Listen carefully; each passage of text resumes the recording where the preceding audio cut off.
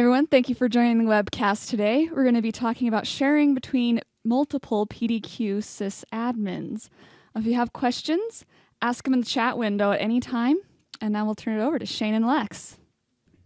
Hey everybody, I'm Shane. And I'm Lex. Sharing. Let's do it. Yeah. You want to share. All right, we're going to cover a couple of different features today. These features require enterprise mode, and it's really when you have a couple of different use cases, Lex. It's where you're talking about environments with multiple licenses of deploy, of inventory, different administrators that want to be able to access. Want to collaborate. Yeah, I want to be able to deploy the packages that you have built to my computers, and from the inventory point of view, I want to be able to. I don't want to kill my network with scanning this. You scan these machines, then I scan those machines, and we're always scanning the same machines. Is there a way we can make this more efficient? Share the scans, yeah. All right, so let's go ahead. And by the way, as Annalisa mentioned, if you have any questions, just go ahead and throw them right on up. To start things off, before you can share, obviously you have to have enterprise mode, and you have to have multiple licenses. The concept here is you can't really share with yourself. That is, yeah. God knows I've tried. In the preferences, going into your license, you'll see if you have your license information, it's got to say enterprise, and then you'll see the number, the quantity. In this case, this license has 10, meaning that there could be 10 different administrators that are sharing their information. You can see that you do need to activate. Every console that's going to participate in the sharing has to be activated, and it's going to be a separate email address. So I've got Quintana at adminarsenal.com. That means if there's another console out there that is also using Quintana, you're not going to be able to see the packages. Yeah, we won't be able to share back and forth because it's the same user. Yeah. Anytime you purchase the software, there's a technical point of contact, and that email address is by default the first one used. Yeah. That person has access into the customer portal to add additional email addresses for your organization. So talk to your technical point of contact for the PDQ deploy software. Make sure you get those added. Yeah. Yes, and then once you do that, it simply is just entering that information, validating it. If that email address exists, then you'll be verified. Yep. Now another thing you got to do before you decide to share is it's best to get your packages in a network share or in a place with a UNC path, so that your other sysadmins can actually access that. That's a great point. Let's talk about that. We are on a virtual machine, remote desktop to a virtual machine called Guinness. You can see that right up there. Maybe not. Let's cut off. This is called Guinness. Thanks, AJ. Now, we want, if you look at Guinness, I'm going to go to the repository. Remember, the repository is the directory where, by default, when you download software or packages in the package library, they're placed in what's known as the repository. Yeah. This is the default, and it's on the local machine here. And of course, unless I make that path on my machine, my local machine accessible to the other sysadmins, it's not going to work. Best practice, though, put it up on a file share. So as you mentioned, this is the default. I'm just going to quickly say, where does this go? I want to just open that up. And you can see that goes to my, on Guinness, my C drive. It's my users directory. It's that public variable. Now, another important thing about this, you'll notice, will you pop that back up? Yeah, sure. You'll notice all the folders there, those are the packages that... Those are the install files. Yeah, the install files. Now, when you go to share those, you're going to need to copy those up to the new UNC path. So let's do this. What we're going to do, since I'm on Guinness and I want to share at least some of the packages in my environment, that means I want to make sure that all the packages that are shared are on a UNC path, available via UNC. Because right now, as you see, my package for 7-zip will say go to C users public. If you try doing that from your machine, it's going to go to your C users public. Can't have that happen. So we're going to change this. We've already moved some of all these install files. We've already moved some of these install files to our new location. And the new location we've got on a file server called Token. token deploy, we call this repos, and then there's a Guinness directory. Notice it's the same. We just, before the video started, we just moved all these files over. This is going to be our new repository. I'm just going to copy that. You can see the UNC path there for token. I'm going to go back over here. Paste that in place. Just paste that. If it can't see it, you'll get an error. Here you can tell that it can be accessed, but otherwise there's not an error. And now, all of my, I'm going to minimize these. Actually, just close that one. And now these packages will be pulling from the new repository. So if you hadn't moved your files over, you'd be getting a bunch of errors. Warning. Little warning signs. Little warning icons there, saying they can't find their source files. All right, yeah, we got some questions. We're going to get to those in just a quick second because I want to make sure everybody understands. If you're going to share it, make sure you have your repository on file share. And then another gotcha, you are going to want to, if you're going to start doing, if you're going to start having your packages that your deploy packages out on a file share, you're going to want to change your default copy mode to pull. Yep. It's a little bit more efficient. In the performance of panels, copy mode push, we're going to just change that one to pull. You cannot do that. You cannot have pull, by the way, set if your repository is not on a UNC. Yep. All right, but this just means that It's going to send instructions out and say, go pull this from this location. All targets pull from this, pull your install files here instead of the console grabbing from the UNC path and then pushing to each target. So anyway, let's go ahead and pull up the first question. All right, from Chip. My technician and I operate out of 2 separate offices. As I build packages, many times they are just sitting on my desktop, and I'm wondering if it were possible to give her access to these. What do you consider best practice for doing this with a small team such as ours? All right, thanks, Chip. Good question. So if you have, you say 2 separate locations, I'm going to assume or certainly hope that this other technician, she has a fairly quick network access. You know, there's a nice, we're not talking about some slow frame relay, but she has WAN connection there. Yeah, she has a nice WAN connection. Let's make sure that if that's the case, then here's what you would want to do. You want to obviously share at least some of your PDQ deploy packages. So choose a UNC, choose a file server that you both have access to from your respective locations. What we had just done. Yep. Copy your existing repository install files over to that new location, and then change your repository. Now this is your repository since you're the one who wants to share. Change your repository in preferences. Remember, you do that all from preferences. There's the repository right there. Yep. Once you verify that you've got that down and that she can access those, now you want to share. Oh, sorry, I shouldn't have closed that. We're going to go right over here to sharing. And okay, now keep in mind, you have to have the activation that we talked about earlier. Yeah, and you've got some options here. Obviously, you can share your packages, or you can access shared packages, or both. Yeah, so in Chip, in your case, it sounds like you're probably going to want to do the sharing. But where do you want to, now you have to have another location that you're going to, we're going to place what's known as a sharing database out. And we'll show you, actually.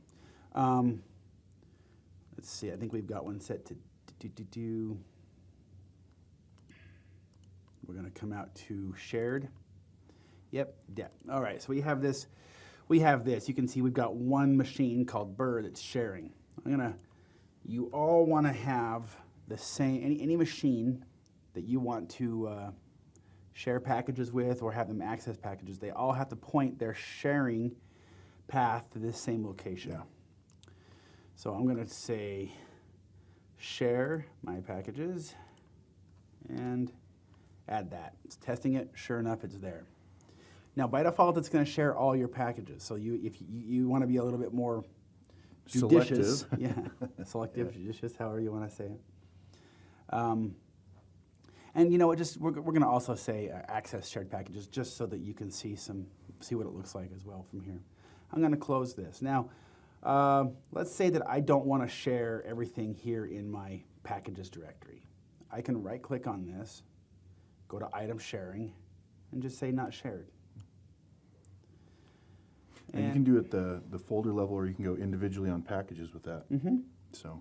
Yep, you can. I am going to make sure to, I mean, it's default sharing, it's turned on, but I'm going to explicitly share custom packages. And definitely not share the old. So you can come down, as Lex mentioned, you can get as granular as you want. All right. What does this mean? Now, this means that every 60 seconds, it's just how we have it set up, my machine is going to update its shared database on that file share that we had just copied everything to. I'm going to go right out there to dep. Notice, remember, this is called Guinness. That's the name. So this is just saying these are the packages that I am sharing. All right. They're available to be shared. And Burr, that computer, is also sharing. So since I also selected I want to access shared packages, there it is. There's the shared databases. And there's Burr. Computer Burr. Remember, I can't see my computer because you can't share with yourself. Yep. And those are the available packages that Burr is sharing with us. Burr is sharing these right here. Let's see. Yeah, there's another directory called shared packages. Perfect. So I could then deploy, I could literally take one of these packages and let's say I wanted to use Microsoft Office 2013, 64-bit. I could deploy to one of my targets right here. What does this mean? If I open this up, notice you can't make changes to this package because it's being shared. But I can still see where the install file goes. I can still see the parameters. Now, if you want to make changes, you need to import it. Yeah. Then you should just be able to just say I want to copy and I want to paste. And now there's Office 2013. Still going to that location, so obviously you have to still have access to that location.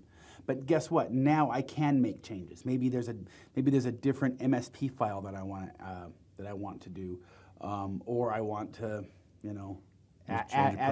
change some parameters or whatever. Now I can. Just keep in mind, I have now copied this locally. If Burr, the person who's sharing this package up here, if there's a change made up here, it will not be reflected here. Yep.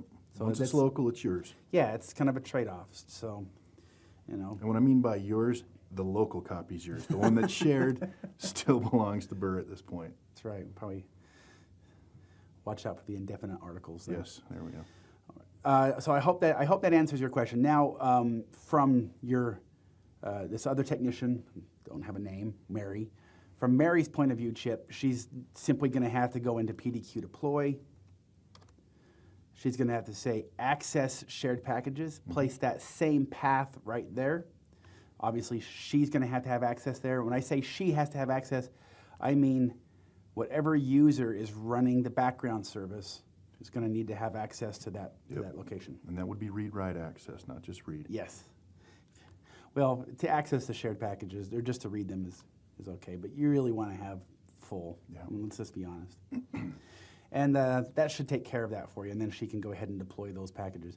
It is important, once again, to have pull. In fact, it's really important if you're talking about multiple locations, Chip, to have DFS. Yeah, Microsoft DFS, definitely. That replicates your specific folders out across the WAN, and if you have that set up right, say Mary, when she does a deployment, it'll pull from her local copy as opposed to across the WAN. Yeah, Lex actually has a couple of videos, fairly old right now. They probably need to be touched up, but he's got some older videos out on our site. In fact, Annalisa, if you might want to dig those up if you can and post those somewhere, walking you through setting up DFS. Yeah. Do we have another question? Can you install a centralized server and share with multiple admins under one license, perhaps under a shared Windows service account? That's from Squat. Hey, Squat. No. The way this was designed, the way PDQ deploy products and PDQ inventory, it's really designed to initially just run on the administrator's workstation. Yeah. Now we do have people that go ahead and place they'll install on one server. So I guess I should say this. There's two parts to your question. We have a lot of customers that install PDQ deploy on a server, and then they'll have different administrators log in and access that. That still does require that requires that each user that uses this, that Needs a even if license. it's on a shared Windows account, every person needs to have a license. We do not charge per seat. Or by the node, yeah. Yeah, we're one of the only systems management, in fact, even just software vendors that don't do that. We charge per administrator. So if you want to have a shared Windows account and it's on a server, but you have 8 people, you'll still need to have 8 licenses. But you're all accessing that same database. So once you're on the same computer, that database is for that computer. Just so you know, just be careful. I mean, if you get 2 people accessing it at the same time, SQLite's not all that robust enough to handle multiple people accessing records. It can really give you a problem if you if you tried taking the SQLite database and moving it to a UNC path somewhere, where everybody's accessing it at the same time. Yeah, you will get some problems. We've seen corruption. Yeah. We do have a lot of customers that do what you're saying. Once again, we ask that you still maintain the licensing that you've purchased. But this way, you know, a benefit to having everything on a central server, obviously, is that you're not having to set up all the different sharing options and waiting for things to synchronize. But there's some trade-offs, and once again, it is designed really for one administrator. Just keep that in mind. Do we have any? If we have any other questions, Annalisa, JJ, just. All right. So once again, I can see Burr. Now I'm going to move. We're going to move another computer over here. This is a computer called Hannibal. So it's going to kind of fill up this screen here. Hannibal's another system. I'm going to open up deploy. And you can see perfect. There's Guinness. There's Guinness right there that we've got. So I just wanted to show you that this had also been set up with the same path. Yeah. And this was just access shared packages only. That way I can see. I just wanted to show you kind of what your chip, what the other person would be seeing when they set this up. All right. So that's kind of the deploy part. Yeah. Now, if we want to talk about inventory really quick, yes, in inventory. Oh, and by the way, I'm sorry. Let me just do this real quick before we go in there.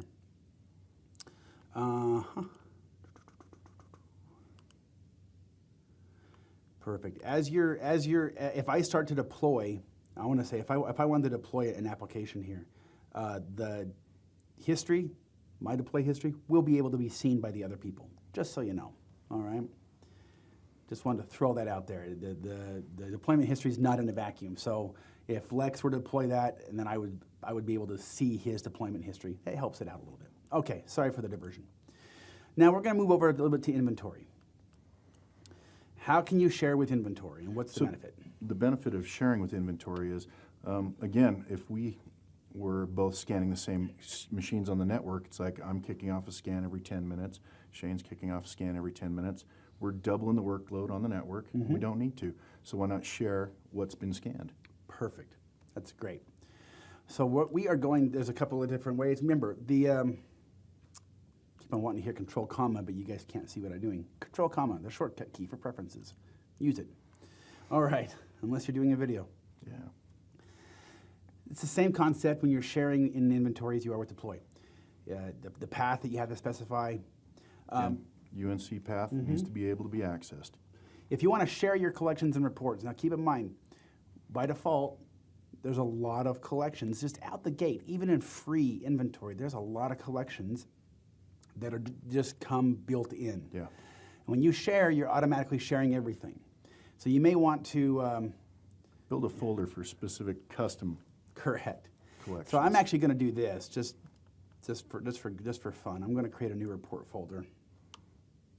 And I'm going to call this something like default collections. And then I'm going to just move a lot of these. There we are. A lot of these, oh, that's a report folder. Did I do a report folder? You did a report folder. You need a collection I'm folder. a moron. Sorry. No, we actually just going to do a collection. Oh, new collection? Yeah.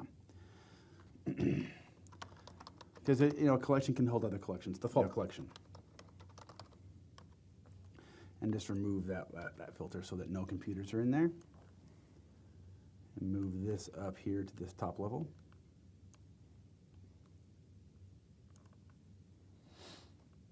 And now I'm just going to take a lot of these default collections that have come with, these are the ones that maybe I don't want to share. And I'm just going to move these to default. Perfect.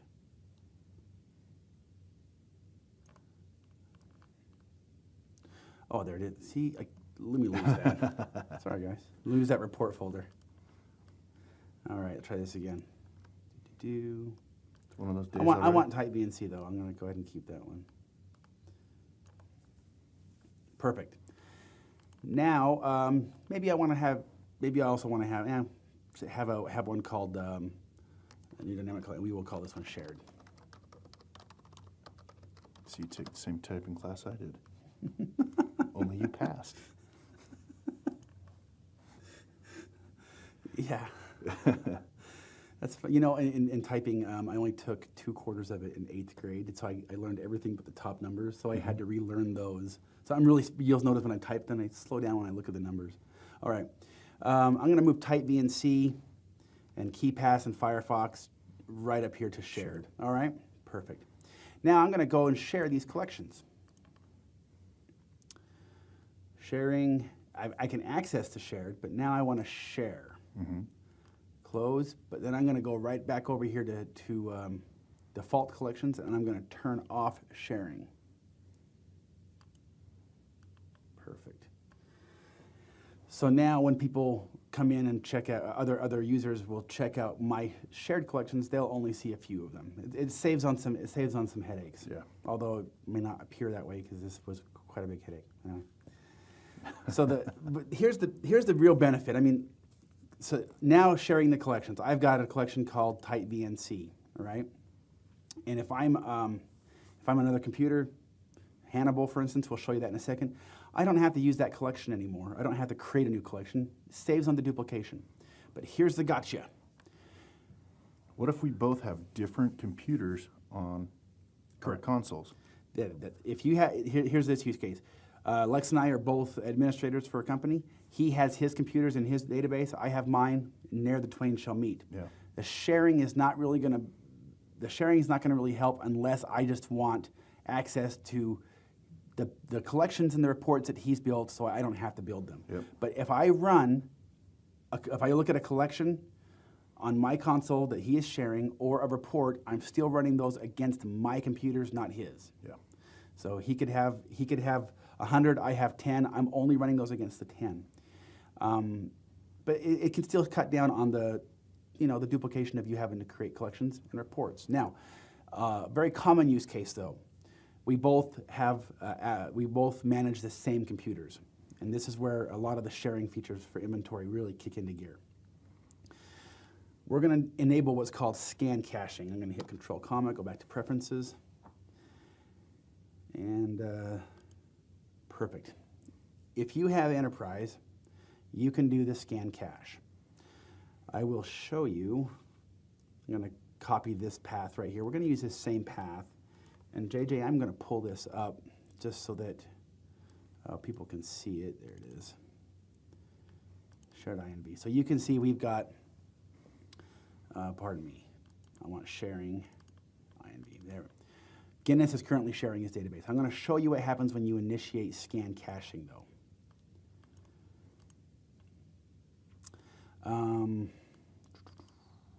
Preferences, scanning. I'm going to write to cache. There's a couple of ways you can do this. I'm saying here, when I scan computers from Guinness, I want it to write to a cache that other consoles can read. Where does that live? You place that path in there. Open the folder, make sure you're talking about the same folder. Perfect. Pardon me. I'm not going to read from cache. Let's say right now that Guinness, I'm just kind of setting Guinness up as the master. This is the one that does all the scanning. And we will say OK. Now, I'm going to go to all computers. and I'm going to initiate an inventory scan. And we'll do a standard scan. Does that sound good? Sounds good. And we'll do it from the collection, so we scan not just the selected one. Boy, I'm really hitting on all cylinders today. A little more caffeine in the morning, my friend. I'm telling you. Stronger coffee, a little less creamer in that. That's right. So now we're scanning. Because we have specified to write to the scan cache, we should start seeing an actual scan cache database get placed in here, and we'll show you that in a second. Now, then we'll explain the scan age and where that comes into play. Scan age does not come into play for you if you only write to cache. If you read from cache, that's where it comes into play. Yep. All right. So you can see this is important. All your consoles that participate in scan caching, they all have to point to the same directory because there's one database. It's going to be called scan cache. And that's where all the scans will be written. That's correct. So I'm currently scanning. This is just going to keep on growing. Now, when another computer comes in, we're going to have it read from cache. And we'll show you the difference there. All right. By the way, did I hear there was another question?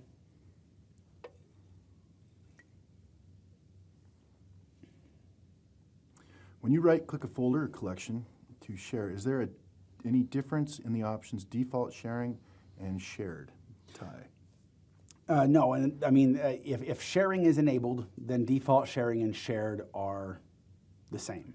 So the reason I showed you that, we shared it. I said don't share one, but share the other. I didn't have to say share the other because sharing had just been enabled. Yep. And so the default sharing worked. But I was just trying to call out that you could explicitly say, I want to share this. So. Yep. That's actually more of a placeholder for a future, don't want to tip our hat, for a future feature. Yep. that made that kind of important, Ty. But good catch. You're paying attention. Well done. That's awesome. All right, so we have scanned these computers. Once again, I'm going to go back out. You can see our scan cache is filling up pretty well. Now I'm going to move this guy right back over. I'm going to put Hannibal back up front for you guys to see, and we're going to set it up to do inventory sharing. Let's see how we do this.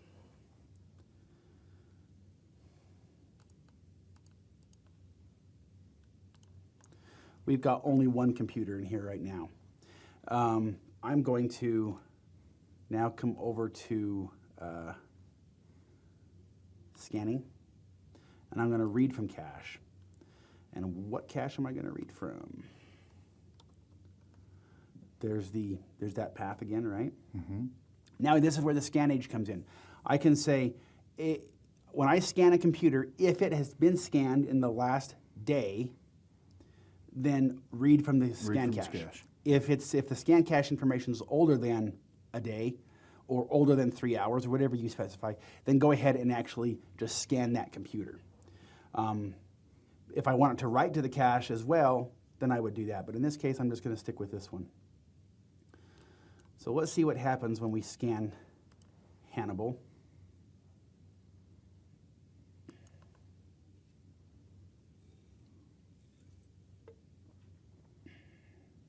See that it's already finished? Yeah, boom. It said reading. If you saw that status, it was really fast, reading from scan cache. Now let's add a couple of additional computers. In fact, we're going to go ahead and do Active Directory synchronization. Yeah.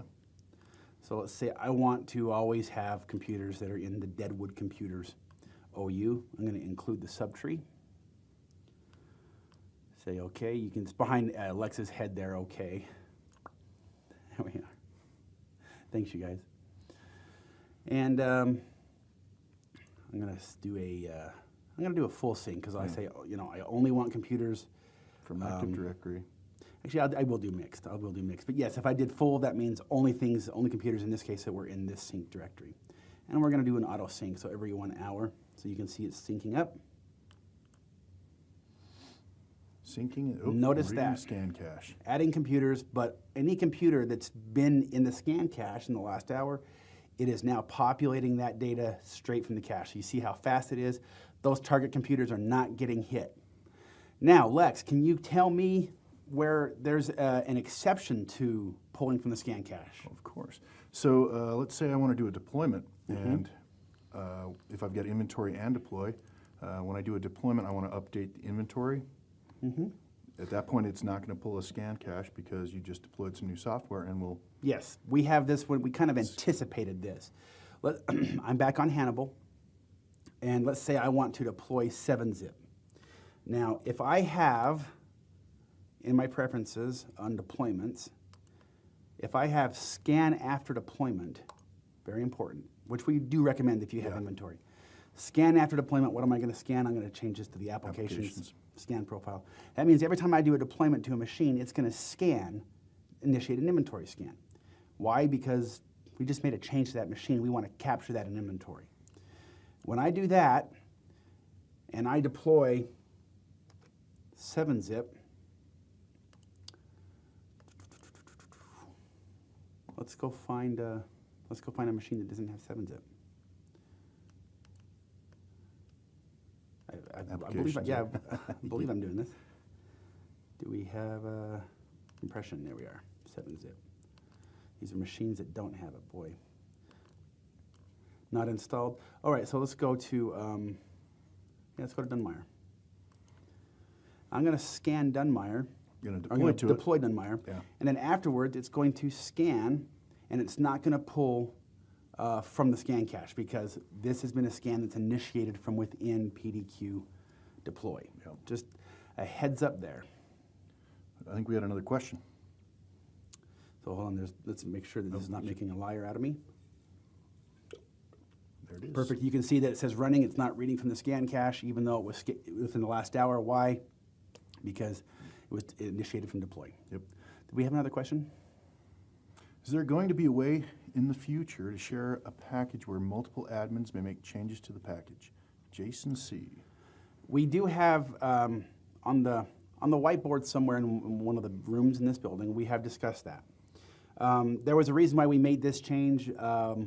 What covered the first use case of, those companies that I am the official package builder and you shall not make the changes. If you want to make the changes, make it a local copy. Yeah. But we do have some customers that have said, hey, we kind of like people to be able to make some changes. The answer is yes, we just don't know when it's going to be.